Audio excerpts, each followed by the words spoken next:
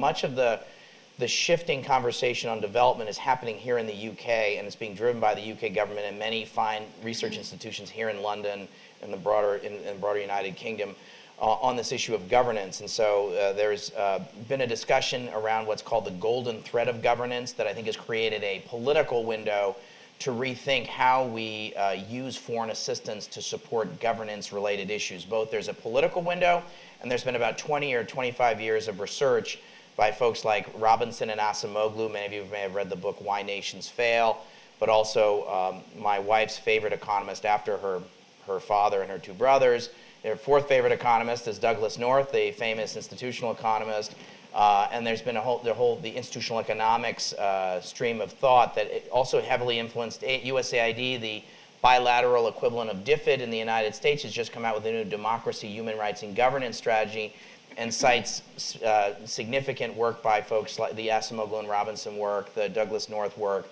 There have been some other significant reports. The Emerging Africa report by Steve Radlett, who's the former chief economist at USAID, was a distinguished fellow at the Center for Global Development, about emerging Africa. And one of the factors was around governance and democratic governance being a factor in the 17 or so winners, if you will, or emerging winners in Africa, among others. And then also the democracy advantage is another stream of work that Morton Abramowitz and other significant writers have put out about 5 or 10 years ago.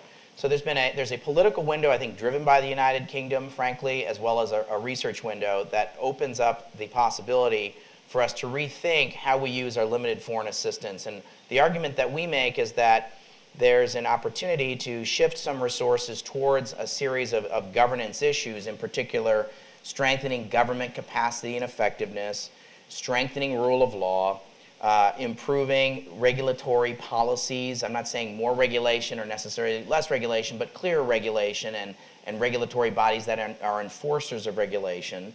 But in particular, I think certainly towards investment in business-friendly climate. So I think there's a bias towards less regulation in what I'm saying.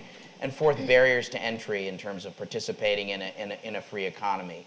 I'm not a libertarian, and this report is not about saying get government out of the way. There's a very central and important role for government for a society to be effective. And so we want to have effective states, and there's a role for foreign assistance, both whether it's DFID or whether it's the multilaterals, whether it's EBRD that's based here in London, or the World Bank or the African Development Bank, to play a role. And so our argument is that there's a series of problems in much of the development bureaucracy and infrastructure where the democracy, rights, and governance community are recovering lawyers, if I can use that term, or they're also PhD political scientists, and then the folks who think about economic growth are pure economists and don't want to get their hands dirty with that politics stuff. So there's a disjunction between two parts of sort of the development bureaucracy world as well. The additional problem that we've encountered is that this governance stuff is not all that sexy compared to some of the other topics that you can think about in the foreign aid world. It takes a really long time to see results. It's hard to measure, and it's working on a lot of plumbing issues that are not emotionally compelling and are hard to generate a political constituency for. But I think that we need to take advantage of this window that the UK has created through the Cameron government, through DFID, and through a lot of thoughtful people who aren't associated with the Cameron government, who are just part of the broader UK society, that have created this window more broadly in the international community around governance. These aren't huge dollar amounts. We're not talking hundreds of billions of dollars. We're talking a significant amount of money. It's probably several billion dollars in sorts of shifts that we'd like to see over time. But so we're not saying massively increase assistance, but there are a series of targeted sorts of activities that we think matter in terms of making governments work better. And it's the sort of thing that we know from research works or is important if you want to have a society that's successful. So we made a series of recommendations specifically primarily to the U.S. government because that was the one that's closest to us in Washington, and I worked in the U.S. government for a period of time. I also worked at the World Bank.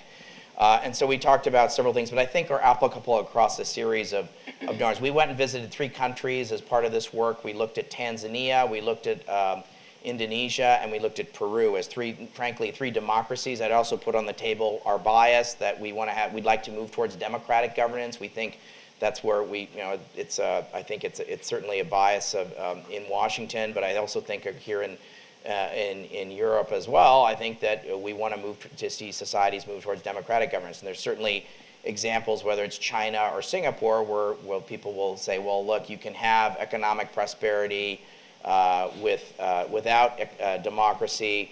That is true, but I do think that over time we want to see, both from a normative standpoint, but also from making it easier for breaking up certain sorts of crony arrangements or corrupt arrangements. You want to have some sort of democratic accountability to sort of break those sorts of arrangements up, because those things do gum up the works and make things make societies far less successful over time. So here's some of the quick points in terms of our recommendations. I do recommend that you take a look at the paper, at least skim the executive summary and look at our conclusions at the very least. And if you have trouble sleeping at night, read the whole thing. It's 72 pages. But so we said, we suggested to the U.S., and I think we interviewed DFID offices. We visited with the regional development banks and the World Bank, but we also spent a lot of time with DFID, given that they're so on the cutting edge of both the practice and also the thinking about this. We said we need to increase focus at the country level on governance and growth as a nexus. We said that donors need to think about tackle the politics of governance and growth and put on a political lens and understand the politics of what's going on in a country. I'm not saying necessarily take a side, but one has to be able to put on your 3D political glasses and understand what's going on and what are some of the arrangements and what are some of the incentives that are at play.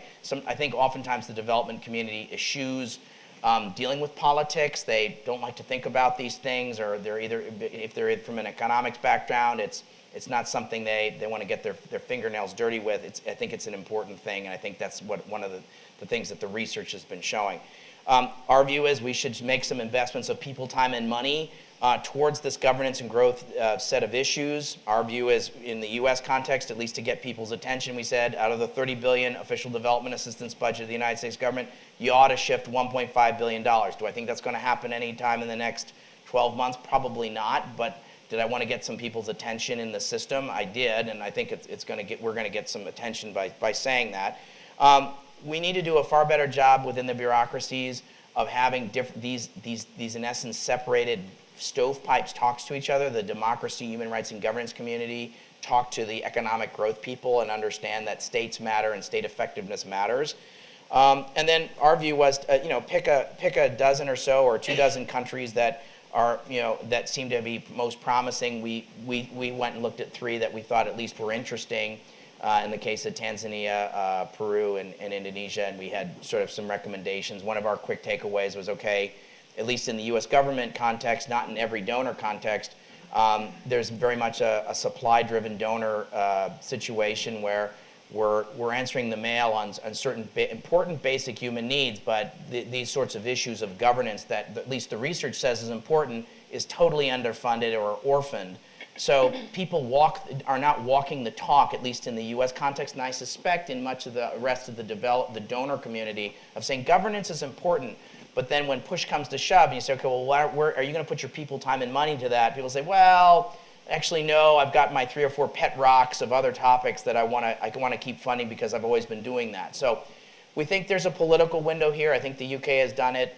Has done really a great service to the world by putting this on the table. I think the research is there and is moving in the right direction, but we need the donor community to walk its talk. I work on poverty, on multidimensional poverty, which means looking at the deprivations that batter poor people's lives at the same time, whether it's having no sanitation or unclean water, whether it's being malnourished or having a child who has died, whether it's not having good work or not having an education.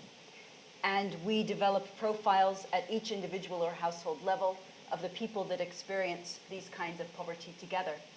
And then we really try to study how to combat it. So the intersection between my work and this report is that the report is entitled Combating Global Poverty. And what I'd like to do is offer 3 questions to keep the discussion going. Predictably, 1 about growth and then 2 about governance.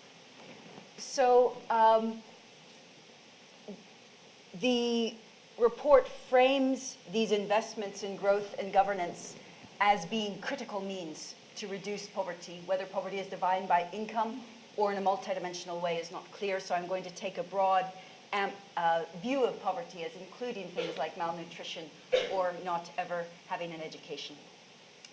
And the question is, in a sense, first of all, how will you specify a particular kind of growth? So on page 11 of the report, for example, they say that growth is fundamental to poverty reduction.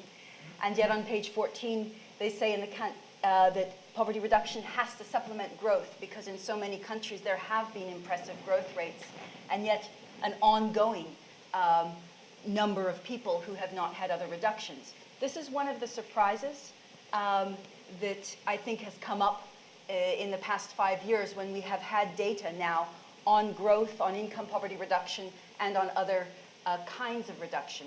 So just to share one image, if you could, former chief economist of the World Bank, François Bourguignon, together with chief economist of DFID, Stefan Durkin, and other economists, looked at the trend data at growth rates and reduction in non-income MDGs, as well as in the income poverty MDG. And they found a significant relationship between growth and reduction of people who live on less than $1 a day. But they found, I quote, little or no correlation between growth and any of the non-income Millennium Development Goals, whether it's ratio of girls to boys in school, children attending primary school, undernutrition of children, or other indicators. And they have scatter plots to show that these are not associated. I'm an economist. I was trained they would be associated. This is a surprise.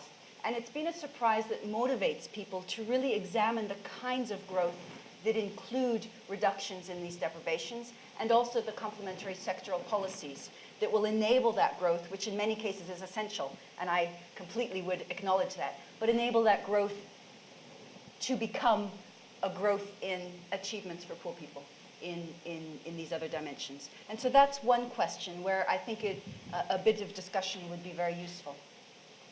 A second is on governance. And here there are many different kinds and ways of investing in governance. And the World Bank have huge programs of investment in legal and judicial reforms.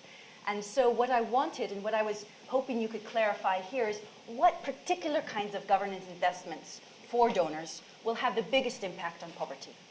Let me give you an example. Again, I work mostly with national governments and not with aid. But our work on multidimensional poverty has been officially adopted by countries like Mexico and Colombia, and a whole group of them have formed a network with over 20 governments that are working on exploring multidimensional poverty measures.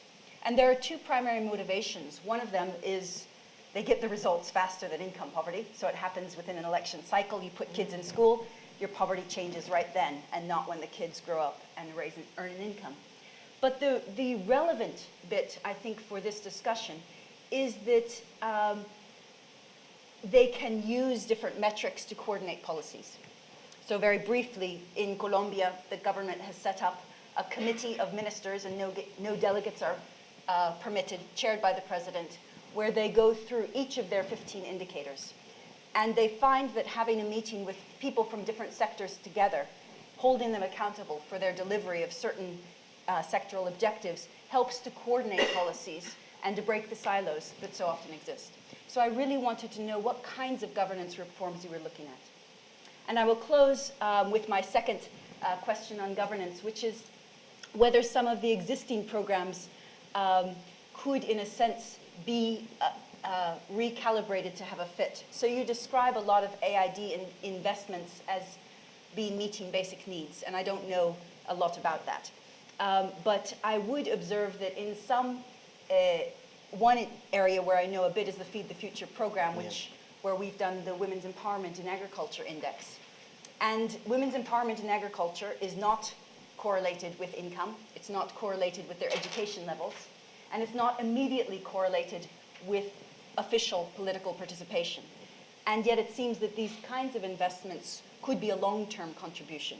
And similarly, if you look at the program design of certain programs like in India, the Midday Cooked Meals program or the National Rural Employment Guarantee program, there are ways that the programs are designed to try to encourage transparency, citizen accountability, and a dialogue where civil society holds government to account. And so I'm wondering if some of these reforms could actually be broader than simply investment in governance, and also look at the way that programs to reduce poverty directly can themselves catalyze governance reform. I would like to give a couple of points where I would urge caution. The first is on the issue of sort of holding growth up as an objective in and of itself. And the second is just a little bit of a caution about the trend that we've been seeing over the recent decades towards the financialization of development. Now, to start first on the growth thing, I'd like to sort of reiterate what we've heard before about some of the sort of cautions about sort of, well, yes, countries have seen growth, but or are the actual sort of, are people actually being lifted out of poverty? Are people actually, seeing an improvement in the standards of ordinary people's lives? And I think, this is something, looking beyond GDP, is something that applies to not just developing countries, but also applies to countries like the UK. So, for example, if you look at the situation we're in at the moment, and we're seeing a small uptick in growth, and we're all sort of applauding ourselves and saying, yes, we're on the right track. But we need to be looking deeper than that. Yes, okay, unemployment's coming down, but what's the duration? To what extent are these jobs actually are actually permanent? What's the standard of the jobs? Are they good jobs? Do they give people stability? Do they give people good wages? What's the impact on inequality? What's the impact on regional inequality? And how sustainable, crucially, how sustainable is this growth? And that kind of leads me on to the issues I have with sort of the financialization of development, because something I feel that we've been seeing over the past sort of couple of decades, and also that picks up on a lot of the points that Daniel referred to in his report, so sort of really trying to encourage establishing property rights, lowering barriers to entry, lowering regulation to make these more attractive business environments for business. We have been encouraging smaller, more developing economies to open their economies to the forces of international finance, to enormous flows of capital from very large multinational institutions. And I think there's a role for foreign businesses, absolutely, in combating poverty. But I think that it also has to be approached with caution, because we've seen from our own experiences recently with our own financial crisis that unregulated capital flows can be hugely destabilizing. And it can be particularly destabilizing if you're a very, very small economy. And unfortunately, what we're doing at the moment is, on one hand, we're saying, right, create a really great environment for business, let's encourage all this international investment. But on the other hand, we're penalizing these countries in sort of trade agreements and in terms of saying, no, that's bad governance, if they try to impose any sort of checks and balances and regulation on the type of money coming into their country. Because I don't think that we should be sort of taking the attitude that all money coming in is good money, because that's just not the case. Booms and busts will do a lot more damage to countries than just sort of a steady lower level of actual sort of proper sustainable growth.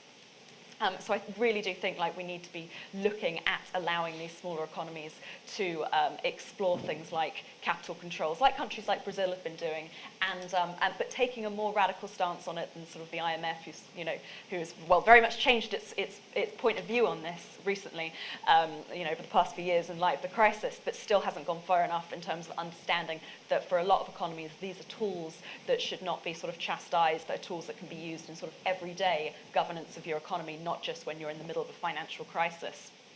I also think we need to be making sure that we're trying to encourage smaller businesses that are actually, properly rooted in local economies, as opposed to sort of the fickleness of large corporations. And finally, realistically, when you've got sort of studies from people like Christian Aid who estimate that a lot of the developing world actually loses more money, for example, due to tax havens, due to secrecy jurisdictions, than they get in aid.